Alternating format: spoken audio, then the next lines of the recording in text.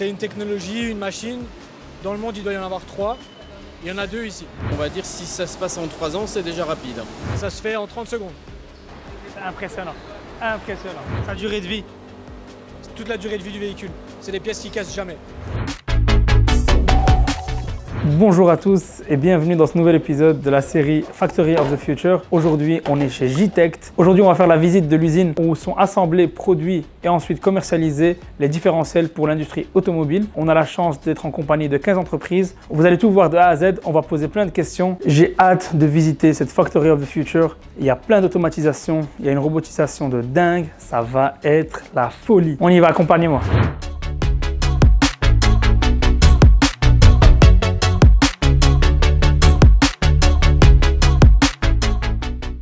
Comment se passe un cycle de vente chez Gitect?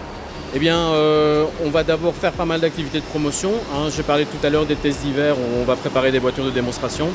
On va les montrer à tous les clients potentiels qui se trouvent là-bas, dans le nord de la Suède. Ils vont éventuellement être intéressés par nos systèmes et donc ils vont ouvrir un projet. Donc ça va se caractériser par une demande technique, un cahier des charges en fait.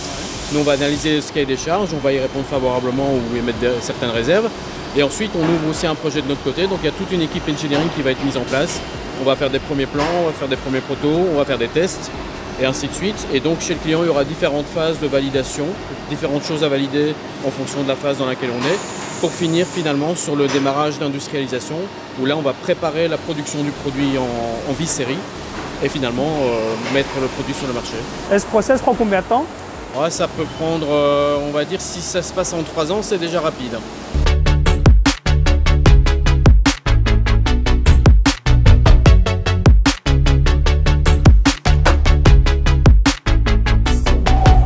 Donc voilà, on est en train de voir une pièce qui est en train d'être montée ici. Tu peux nous expliquer un peu ce qui se passe? Oui, bien sûr.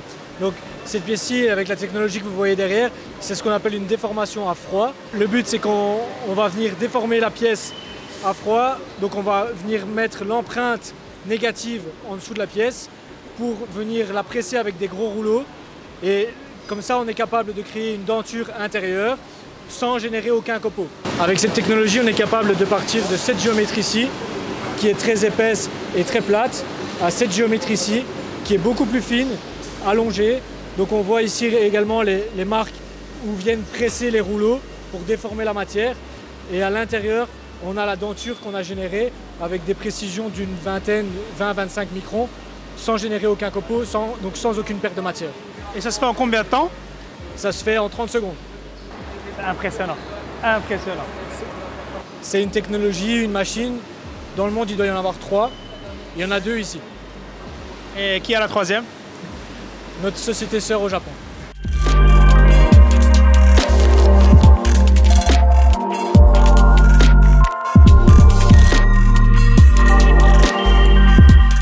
Toi, tu es de chez Aerospace Lab. C'est ça, tout à fait.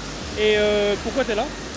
Je suis là du coup pour voir un petit peu les technologies parce qu'on a un gros projet de monter des lignes d'assemblage, des lignes de production de satellites.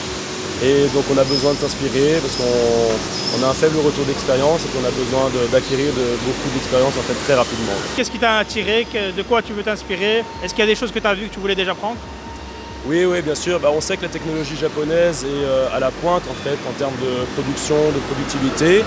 Et donc on a envie déjà de s'inspirer, donc j'ai vu que tout est bien cadré, tout est déjà bien à sa place et on voit directement s'il y a quelque chose qui est manquant ou pas.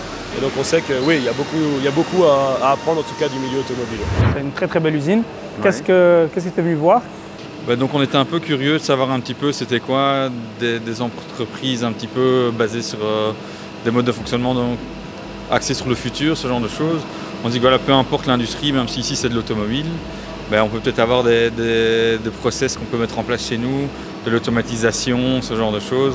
Je crois que c'est plus intéressant, plus pour une chaîne de production pour nos vélos neufs que pour notre chaîne de reconditionnement. Et il y a quelque chose que voilà, toi personnellement qui t'a vraiment impressionné? Quand on voit là, ici, à proprement parler par rapport au métal, à l'usinage du métal, c'est impressionnant de voir comment on transforme une pièce juste en la déformant alors que c'est du métal. Et voilà, ça, c'est la vitesse aussi. Et la vitesse à laquelle c'est fait, c'est vraiment impressionnant.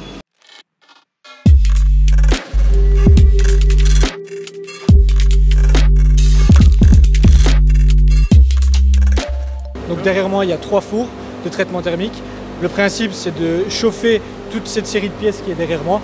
Elles vont être chauffées à entre 600 et 800 degrés pendant plusieurs heures. L'idée, c'est de pouvoir diffuser du carbone, donc ajouter du carbone dans la matière pour la rendre plus résistante, plus dure.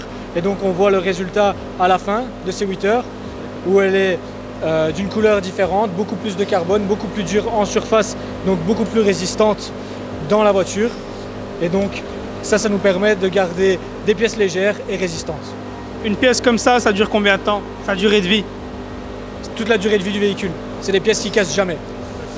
Le véhicule est foutu, la pièce est toujours bonne. On parlait tout à l'heure du four et surtout des contrôles. Tu parlais d'une température de 600 degrés. C'est quand même chaud. Comment est-ce qu'on fait pour contrôler ça? À quel moment? Combien de personnes y sont?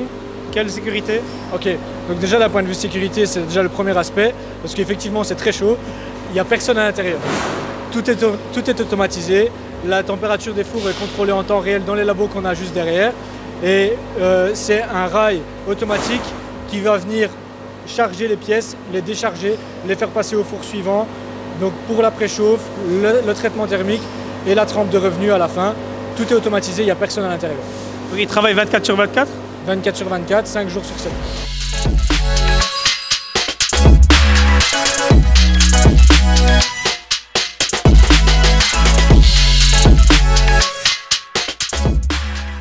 Ici, dans le cadre de Factory of the Future, est-ce que ce label aide? Tu as senti une différence depuis que vous avez eu ce label? Alors on en fait de la publicité auprès de nos clients. Je pense que oui, ça peut aider. Ils vont quand même se dire, ben voilà, ils ont été reconnus dans leur pays par le monde politique, par le monde associatif comme étant une des entreprises de pointe. Oui, je pense que ça peut aider. Ouais. Et est-ce que vous êtes Factory of the Future ou pas encore? Non, pas à ma connaissance en tout cas. D'accord, tu penses que ce serait quelque chose à développer?